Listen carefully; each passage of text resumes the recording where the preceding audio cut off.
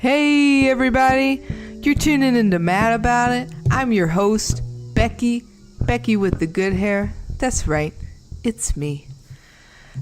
Today's a super fun day. I'm not mad about almost anything. I'm only mad about a few things. The things that I'm mad about are mostly really trivial because it's Adventure Time Day. We're gonna talk about Adventure Time the whole time. I'm really excited. I love Adventure Time. It's one of my favorite shows. I liked it when it first came out. I liked it when it got popular. I liked it when it stopped being primarily directed by Pendleton Ward. Not as much. I just liked it all the time. It was just always really good.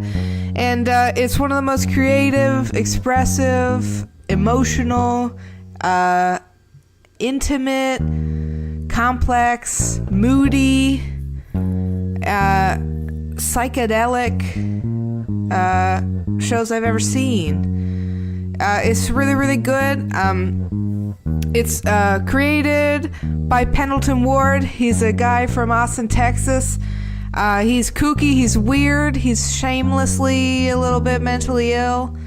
And he got really overworked, got really overdone by doing this big, huge TV show with Cartoon Network that exploded with popularity.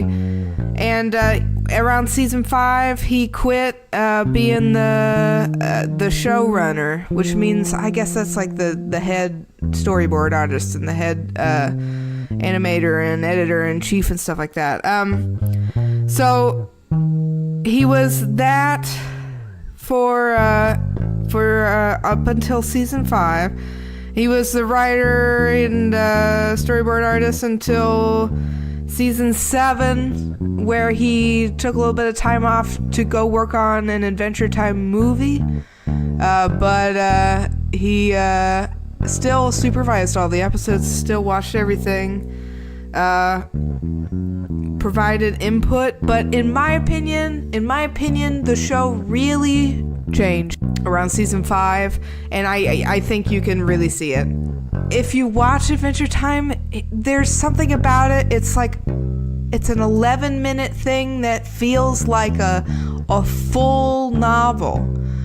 I don't know how they can fit that much stuff into 11 minutes. I have been moved to tears by Adventure Time episodes more than once. There are too many to name. I'm going to list a ton of my favorite episodes in the description. I'm not going to list all the numbers here because unless you're a super fan, which hey, what's up? I'm so happy you're tuning in. I'm a bit of a super fan. I'm sure I'm not as big of a super fan as you are, but so yeah, I love Adventure Time. I think it's the best.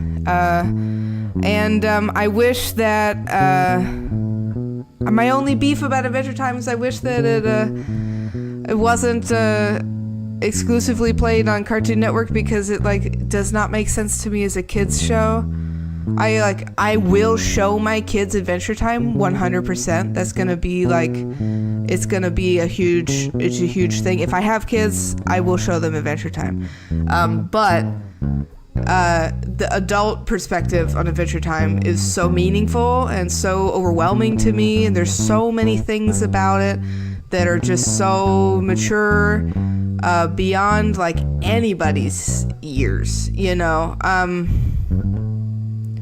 I just don't think it's a kids show, I don't for the fact that it's just it's got so many other things in it. And I know that as a kid you just wouldn't understand any of the jokes, and that's the thing that I guess I wish that I had the perspective of somebody who was watching Adventure Time for the first time as a child, because then you would get to watch it again as an adult and have a completely different experience. Yeah, maybe if there's any super young listeners, if you're young enough to know what it's like to watch Adventure Time as an actual child, then you're not old enough to be listening to this podcast. I don't think it's possible. But so I would say, tell me about it if that's you, but I don't think that's you. I hope it's not you. Turn it off. I think that's illegal. I say a lot of bad stuff. It's not illegal, but it's certainly not recommended. Who am I to tell you what to do? Obviously, whatever. Anyway, I'm really off topic. I'm just gonna edit this out. Okay.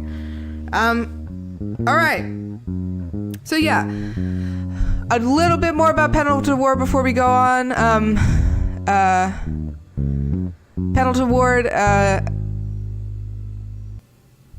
he's the voice of Lumpy Space Princess. If you've watched the show, I think we can all appreciate Lumpy Space Princess. LSP is the light of my life. One of the best characters in the show. In the Fiona and Cake episodes, Lumpy Space Princess is identical, and that on its own made my whole life just instantly validated. I'm obsessed with Lumpy Space.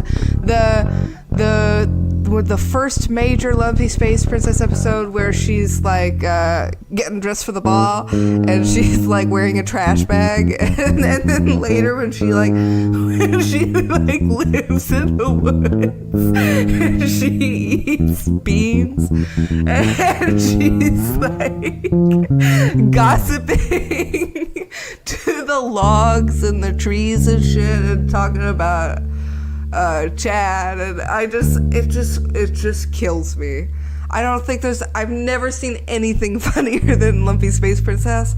That being said, the whole real point of the episode is we're going to talk about bubbling. We're going to talk about Princess Bubblegum and Marceline, because Princess Bubblegum and Marceline are my reason for living.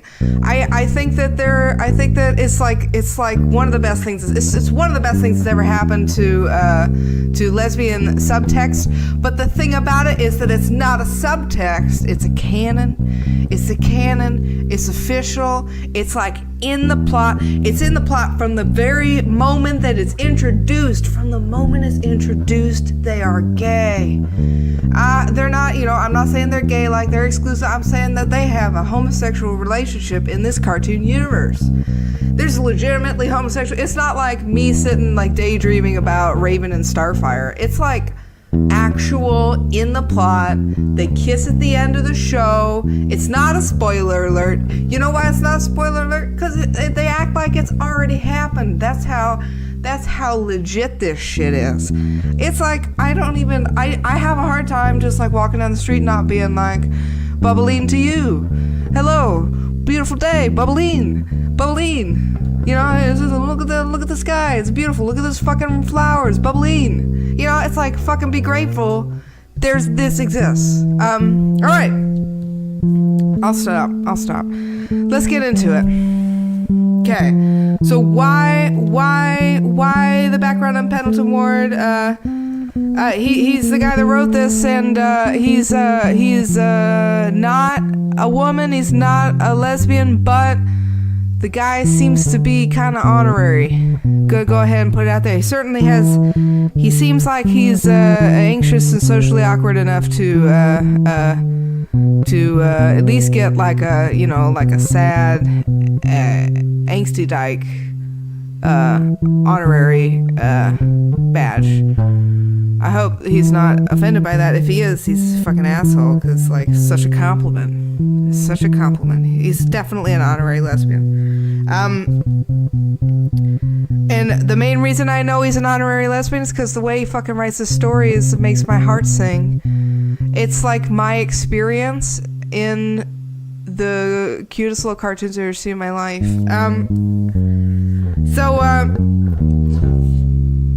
He encouraged the writer of Steven Universe,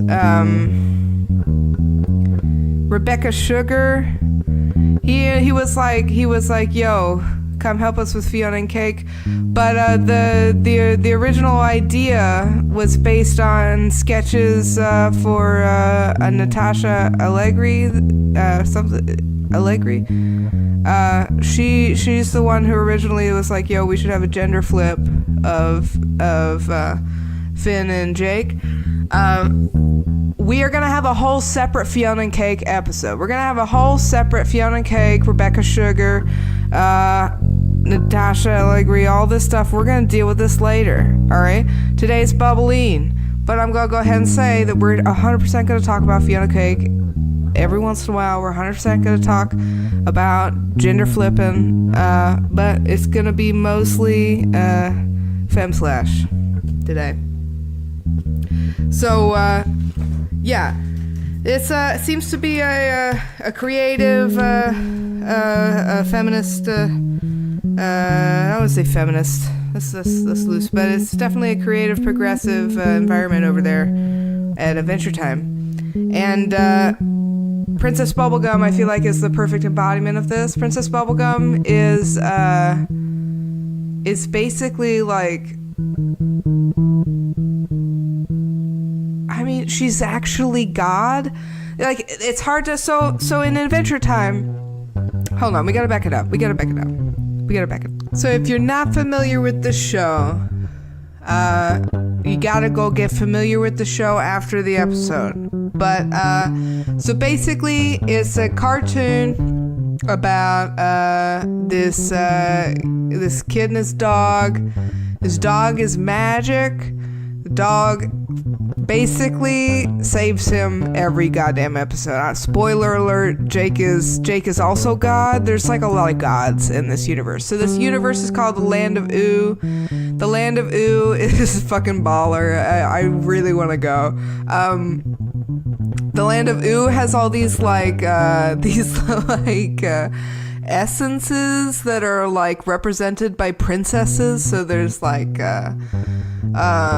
Breakfast Princess, and there's like Princess Bubblegum, who's like the candy queen, and there's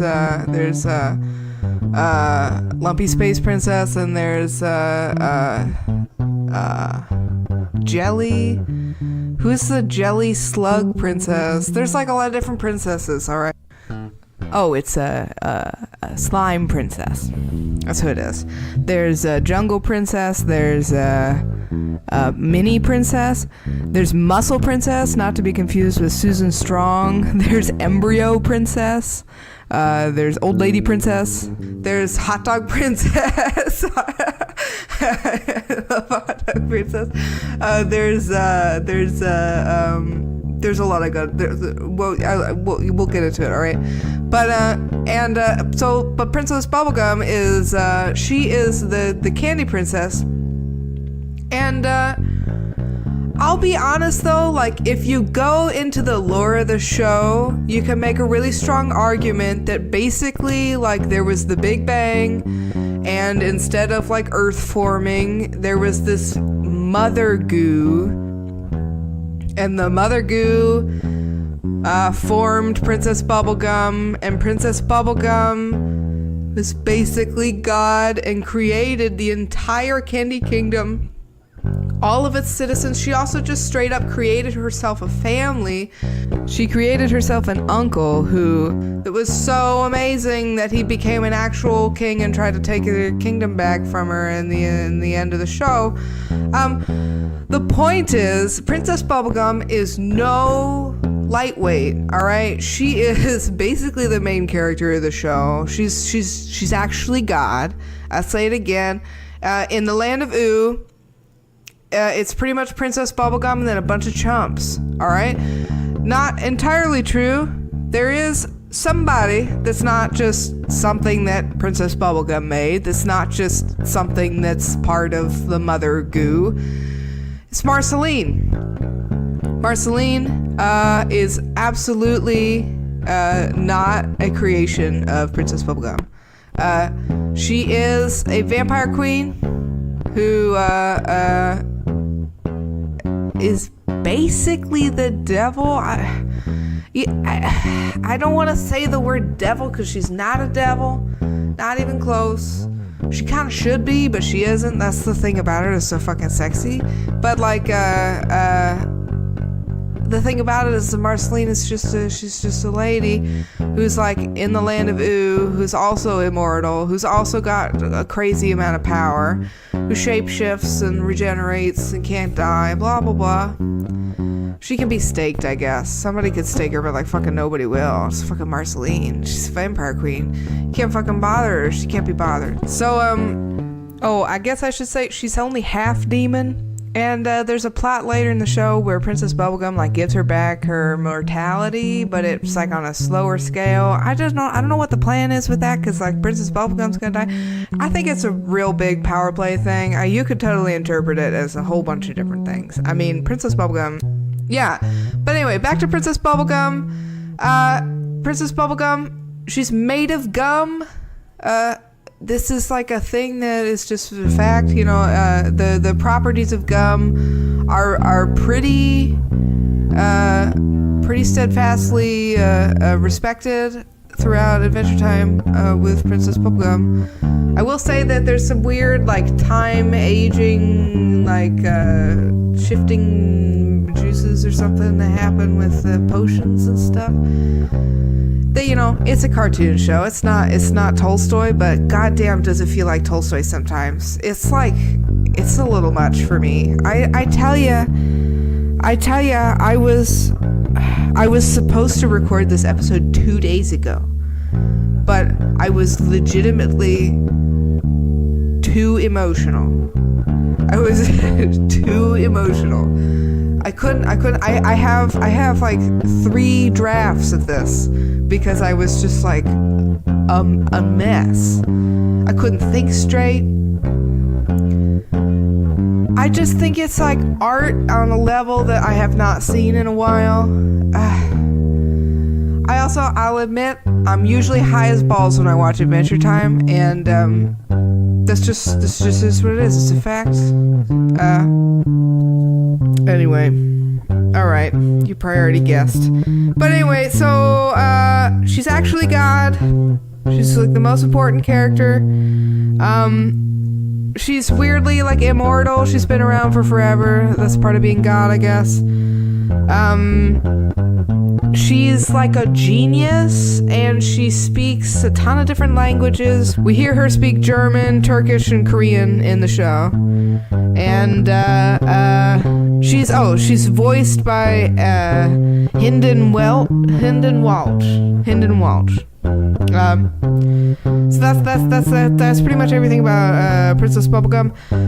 If you watch the show, you'll kind of observe that sometimes she does experiments that are like actual, like, well, there she's God. And then other times, the whole episode is about one of her experiments gone wrong. One of my favorite episodes is like the candy zombies, where like she's like making some sort of potion and like it goes wrong and like everybody becomes a flesh-eating zombie and like the zombie virus is contagious and like I forget the condition. I think that there's something, I forget what it is. It's such a good episode. But yeah, so sometimes she's like actually God, and sometimes she's like she's the whole problem.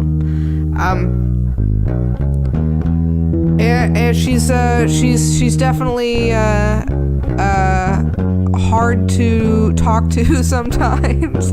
So she's the ruler of the Candy Kingdom, and all of her subjects are like really dumb, so that they just like listen to her and like don't have any like subversive plans. The thing is that when she was first made by the Mother Goo, she got like, you know, her like family members that were like highly sentient beings that she made like turned on her. So she was just like, all right, I guess I can't make super intelligent beings, because every time I make a super intelligent being, it really blows up in my face. And so she just stops making super intelligent beings, except for, you know, when she like doesn't, and then there's a whole episode about it. But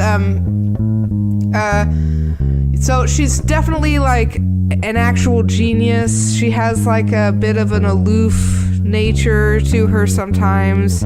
She's like really emotionally insensitive sometimes, which I think is like amazing. Like, because she's pink and she wears dresses and she's got a crown and she's like kind of real uptight. She's got her whole thing figured out, but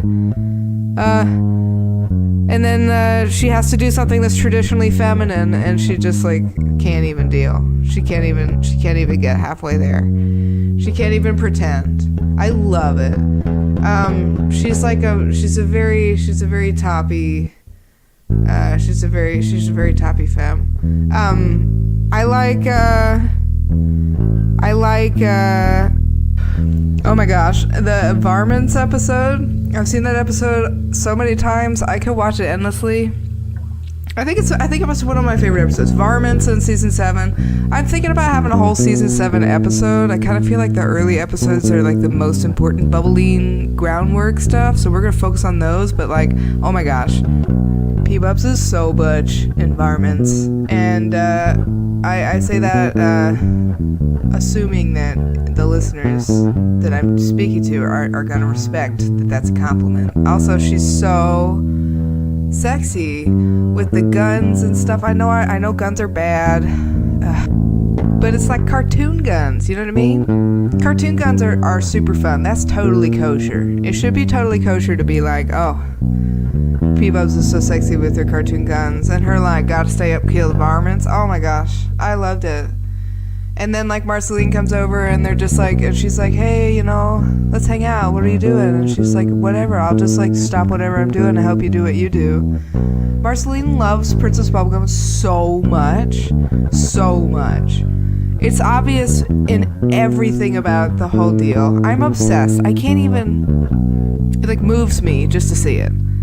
Like, immortal, animated, fictitious shapeshifters should not be something that make me, like, cry for how unbelievably relatable and beautiful it is. I mean, I see so much of myself and so much of my own experiences in these cartoons that I'm just like, are there spies? Like, the L Word has nothing on Adventure Time. That's all I'm saying. This is like 100,000 times more my experience than anything else, and I can't. It doesn't make any sense. It's completely made up. It's totally fictitious. It's animated. Now, to me, as an animation lover, that's not like a disqualifying trait. But for a lot of people, animation is a disqualifying trait for like realistic like feelings that are going to be triggered by it. You know, like some people, I had some friends, especially older people that didn't grow up with cartoons. I don't know, everybody grew up with cartoons, but some people just don't like cartoons. It has nothing to do with your age. Some people just don't like cartoons, and I think that honestly, the blank slate nature of a cartoon like makes it more relatable.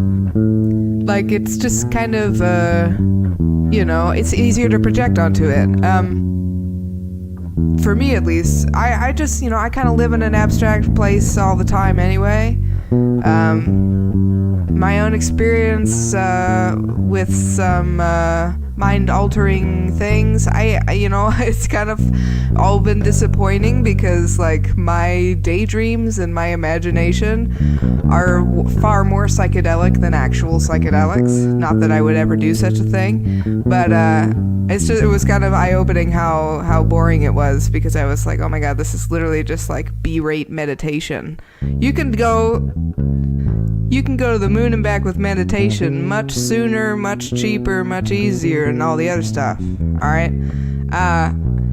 And I kind of feel that way about this cartoon romance. It's like, for me, it just allows me to go into this like superior, fantastic headspace that like I honestly like only ever got to go to when I was a kid, and now I can go there with like books, and I can go there with cartoons and media, and I can go there with music, but this cartoon femslash is basically just like a super vivid fever dream femslash that I'm reading anyway, which brings me to my next point.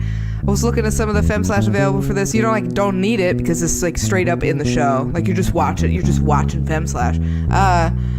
And I was surprised that how in a lot of the femslash, Princess Bubblegum is like the submissive one. I feel like that's like so inherently like sexist to think that Princess Bubblegum would be the submissive one in the relationship. I think that makes no sense. I think the only reason that people think that is because she's pink. Like, if you pay attention to her personality, like 100%, she is the boss of Marceline.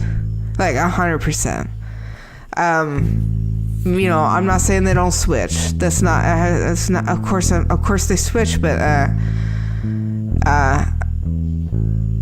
I mean, it's pretty obvious to me that she's like a huge control freak. Like, she's God. So I just, yeah. Anyway. Okay. So moving on, Marceline, voiced by Olivia Olson. Her full name, Marceline Abadir. Marceline is the only person in the whole show that ever calls Princess Bubblegum by her, like, actual name, Bonnibel. And when they're, like, in a crisis mode, and it's like, and like the writers want to show that they're, like, you know, on an intimate level that's way more than anybody else, they'll have Marceline say Bonnibel or Bonnie, and it's like it's cute. They have little nicknames for each other, but the thing about Adventure Time is that, of course, like, the nicknames are like their actual true names. Like, nobody would actually know their true names unless they were, like, you know,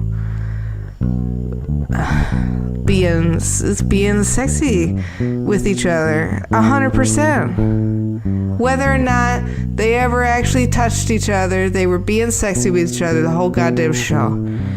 And it was not subtle, and it was never subtle, and that's what I love about it. I did not say, I wonder. I was like, oh, look at that. Look at the gayness. I mean, at first, it was too good to be true. At first, I will admit, I thought it was too good to be true. I was like, they can't possibly be gay because it's too good to be true.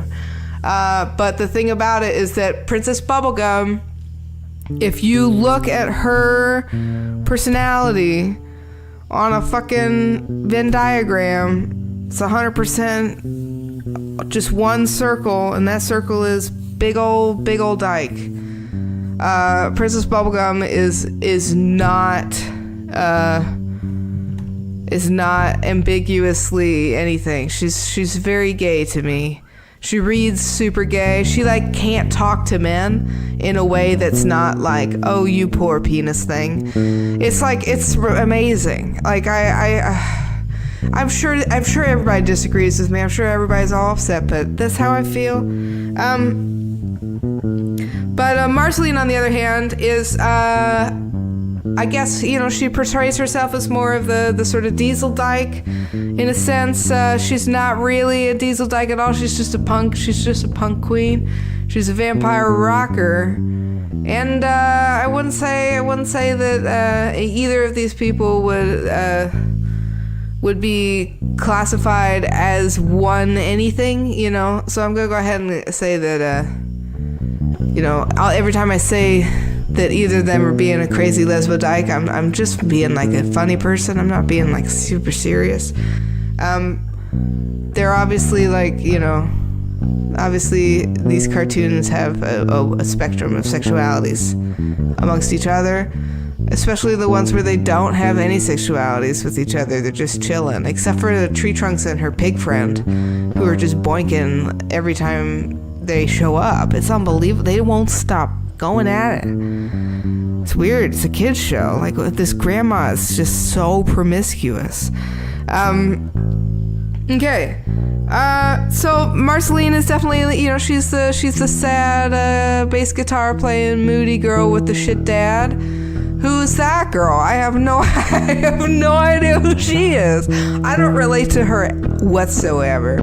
Marceline who? So she is this all-powerful, immortal, you know, daughter of the devil, and she's seen it all. She's been there, done that, and she's over it, and she just wants to fuck. You know, that's not really what it is. She just wants to hang out. She just wants to chill. She just wants good conversation. She literally hangs out with Finn and Jake. just to chilling and just fucking around. She hangs out with LSP just chilling. Like, there's so many good Marceline episodes. Like, Marceline is TFB. Marceline also, most importantly, straight up does not want to rule the nightosphere at all. She also fucking hates it when you steal her fries. Don't steal her fries, and don't make her rule the nightosphere, and everything's gonna be fine. If you break one of those two things, she's gonna turn into a whole bunch of crazy, horrible shapes. Her shapes are terrifying. The first couple episodes that we get introduced to Marceline are so amazing, and but also, like, literally her ultimate rage shape is a big old sheep. She's a big black sheep. She's literally a giant. She turns into a giant black sheep. Like, they portray her ultimate superpower, the thing that saves the whole fucking deal. She, like, almost kills the thing, and then they have the kiss moment at the end of the very last episode. She just turns into a giant black sheep. Like a crazy, super powerful black. They turn her weakness into her ultimate strength. She's a good friend. She's a chill bitch. She should be a horrible asshole, but she's a vampire. The thing about it, she's a vampire. She drinks only the color red. She doesn't actually drink blood. She drinks the color red. Somebody explained to me how that isn't like the most like vegan vampire ever. Like, fucking of course she loves that PB though, man. Of course she wants to drink that pink. I can't even put it into words. They literally said, they were like, this is a vampire who's vegan and only wants to eat Princess Bubblegum. I'm like, so you're gonna tell me that they're just friends? What? So yeah, they're not. They're like never have been. We find out way later that they were like involved in like, you know, a couple hundred years before the show kicks off. Freaking Hobbit style shit. But alright. We first get introduced to Marceline with her incredible, jaw-dropping, show-stopping Fry song. The Fry song, I'm sorry, if you watched that episode and didn't have like a profound emotional reaction to the Fry song, then I think you need to you know, do a little more self-reflection. I think you might be suppressing your emotions. The Fry song was fantastic. I don't know anybody that can't relate to somebody stealing their fries, feeling sad. And it's so catchy, and she mostly is just showing off how fucking good she is at being a sexy bitch. Bass guitar playing, key to all sexiness. PB's sitting over there like, what?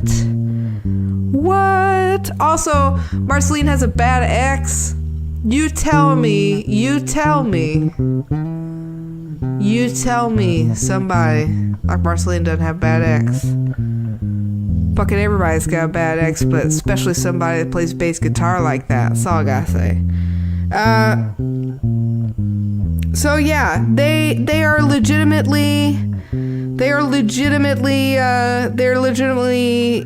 like involved as more than friends. The first time we get to see it is What Was Missing, where we get to see I'm Just Your Problem. So the thing about it is that What Was Missing is amazing. You have to watch this episode.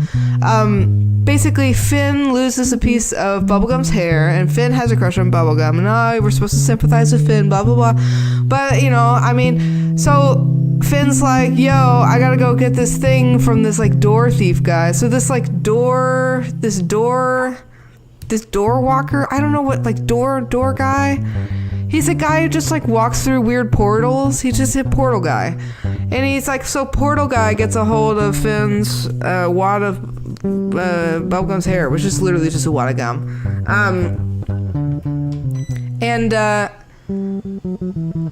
he's chasing her around, and he grabs Marceline to help him, and then they grab Princess Bubblegum, and then it's like him, Jake, Princess Bubblegum, Marceline, they're hanging out, and they're stuck at this door, and the door is like, in order to open, you gotta play a dope song, because like the best thing about Adventure Time is it's all about the music. The music is amazing, especially because Marceline is there. So Marceline starts playing her song, I'm Just Your Problem. unbelievable. So good. I like had an experience again. Every time Marceline gets a solo, I have like a spiritual experience. The door almost opens, but it doesn't.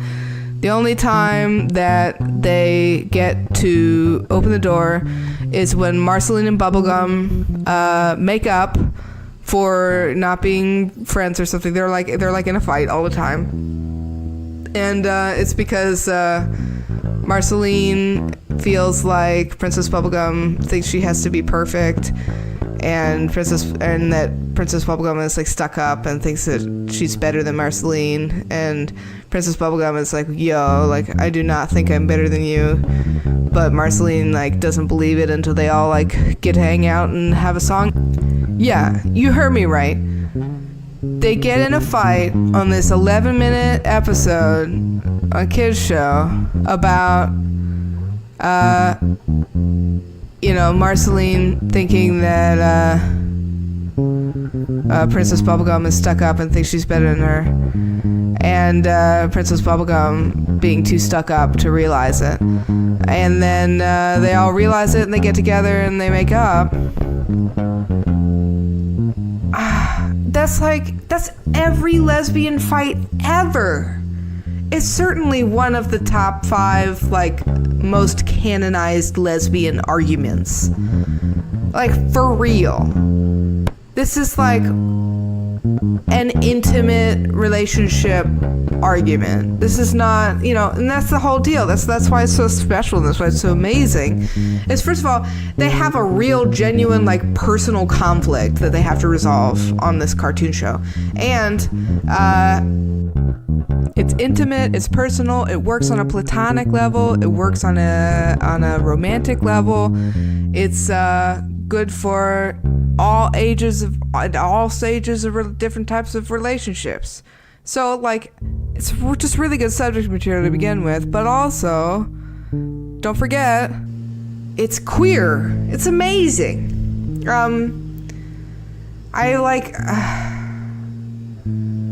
I just sometimes, I can't tell if it's that queer things are underrepresented so that when they happen, it feels 1,000 times better, or if it's that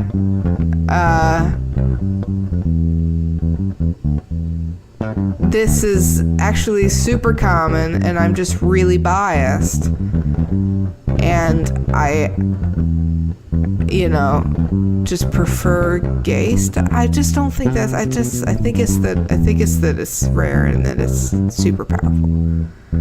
That has to be what it is. Alright. We'll say that's what it is. Okay.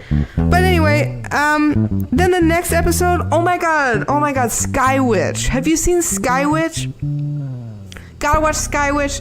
Sky Witch, the whole premise of the show is that Princess Bubblegum's Marceline shirt, like Marceline gave Princess Bubblegum one of her shirts. Princess Bubblegum wears it like to sleep every day, is obsessed with it, smells it, like huffs her shirt, and then is like gets stolen because the Sky Witch takes it from her because the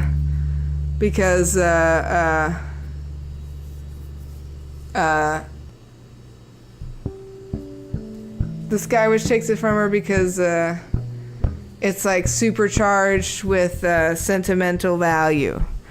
Like, literally, they were like, we're gonna make an enemy that searches for highly sentimental things to make potions out of, so that we can talk about the emotional surcharge that is the Princess Bubblegum Marceline tension. That's like amazing. That's what the whole premise of the episode. Like, the episode is talking about some evil person taking the soul and energy of a crush and using that energy, that power, to, like, fuck shit up, whatever the hell Sky Witch wants to do. It's some fucked up shit. But like, you know, Princess Bubblegum like channeled all her love into that shirt that she has. It's so cute. Oh my gosh. So yeah, there's a whole lot of really, really good Princess Bubblegum Marceline episodes. Oh my goodness. I just love I love when Marceline acts like a completely different person around her. Like there's definitely like a side of Marceline that is only shown around Princess Bubblegum. Like when she's around Finn and Jake and everybody, she's like way more of a cool bro. And I just kind of am obsessed. I'm obsessed. I think season 7, it's almost like a little bit too much when they go into all these like really complex personal histories. I love the Marceline background. I love the whole Ice King plot. I find it all kind of a distraction from what I would rather be watching, which is 24/7 Bubbling. 24/7. I kind of wish that there was just like a you know, Adventure Time L Word, like not like just a funny parallel, but like literally just like Adventure Time L Word edition, where Princess Bubblegum and Marceline start like a coven of witches and bubblegum people, and they all just like hang out and do science and cast spells and like fuck each other to death. That sounds amazing. I would like to watch that. And I would also love to watch the like reality reunion show of that. And I would love all this to be animated. And I you know, if I could draw worth shit, that's what I'd be doing right now, y'all. Yeah, no fucking way would I be sitting here talking if I could draw. No way. If I could draw, oh, anyway. But so Rebecca Sugar is the person that writes and sings all these gorgeous songs. I don't even know how to put it into words. She's like nailing it with the Steven Universe stuff. I don't really like Steven Universe. I'm sorry. I just can't get into it. I can't get into it. I'm gonna try. I'm gonna keep trying. I'm thinking there might be just a new perspective, like a certain episode I need to see in order to unlock that, you know. So I'm working on it. Trust me. But her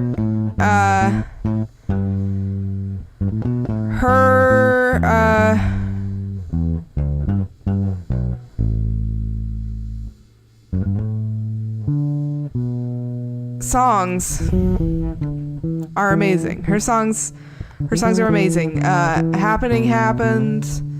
Amazing. Everything stays amazing. I posted a ton. I'm gonna keep posting tons of videos on the Facebook page. By the way, everybody, I have a Facebook page. Please go like my Facebook page. I'm talking to you, person in the UK. I shouldn't say person. It might be more than one person. Maybe I'm lucky and there's more than one person. It seems like it's one person. Sorry if that's creepy. I got stats, yo. I got somebody in Canada. Fucking like my Facebook page, bitch. Switzerland, what are you doing? Sweden? What's up? Get on Facebook. Also, I got a blog. I got a WordPress. You would know about the blog and the WordPress if you frickin' check my Facebook page. It's Mad About It, Becky with the good hair. That's right, Mad About It podcast. I'm gonna be honest, I'm totally new to all this like searching algorithm stuff. I am no gifted tech genius. It's a struggle for me, so please be nice when you tell me that everything that I'm trying to do doesn't work and that the Facebook page is impossible to find because it's listed under the wrong shit and all this stuff, blah blah blah. Just be kind. You know, also just check out my Facebook page. There's a ton of links to Rebecca Sugar singing all these songs way better than Becky's clunky chunky fingers. So clunky chunky is not so good as this lady, so go check her out. there's more than one songwriter. Hold on one second. So yeah, it turns out it's actually pretty much just Rebecca Sugar. Yeah, it's Fry Song, that's her. Susan Strong, really good song, that's her. Oh Fiona, oh my god, Oh Fiona. I am obsessed with that song. Oh my gosh. I'm Just Your Problem. I think you've probably already heard it by now. Baking pancakes. She's responsible for baking pancakes. That's all I gotta say. Everything Stays. Good Little Girl, Bad Little Boy, Remember You. And she's also non-binary. What's up? She's super young. She's 31.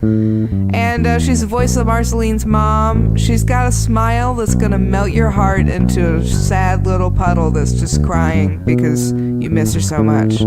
It's nuts. And she looks like her Steven Universe characters. Like, she literally looks like that. Which, I'll be honest, is kind of a turnoff. I don't really like it so much. I know that sucks. I'm a dick.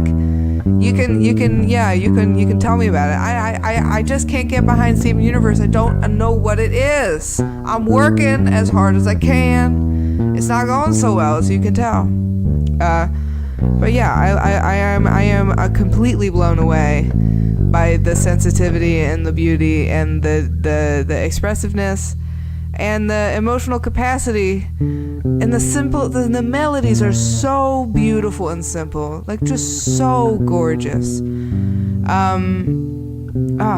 It's just gorgeous. Really, really good phrasing and ratios. Like, I love it.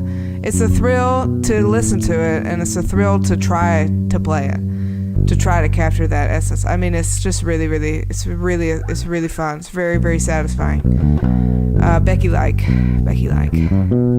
So yeah, I mean, there's way more episodes. There's a lot more we need to talk about. I kind of want to just like take a break for a bit and like maybe work on a season 7 episode, maybe a season 8 episode, season 9 episode. Or not. I don't know. Maybe just leave it at like this is it. You know, just go out and now that you know, go out and friggin' listen to it. It's good. Or go listen to the links on my Facebook page and then go watch the show. Go watch the show. I'm gonna have a list of my favorite episodes. Check out any sort of BUBBLINE stuff suits your fancy. Yeah, it's well reviewed. I just love it, isn't it? It's so fun. Oh my gosh. It's like I don't even want to, you just have to feel it. Like, it's something that you watch and you don't really, there's not like there's a specific moment that really does it. It's like the whole feeling is what it is. Like, it just is what it is. It's so beautiful. So genuine, very, very authentic. It does not try too hard. It tries, it doesn't try at all. It just is. It's just raw. It's very real. Super, super translucent. How do I say this in as many ways as I can? I'm not sure. I think that might be it. Guys. Go check out BUBBLINE. And if you already love BUBBLINE, like, please just like send me stuff about BUBBLINE. I love BUBBLINE. BUBBLINE's like, it's like my favorite. Did you know? Yeah. Okay. Alright. Ta-ta for now.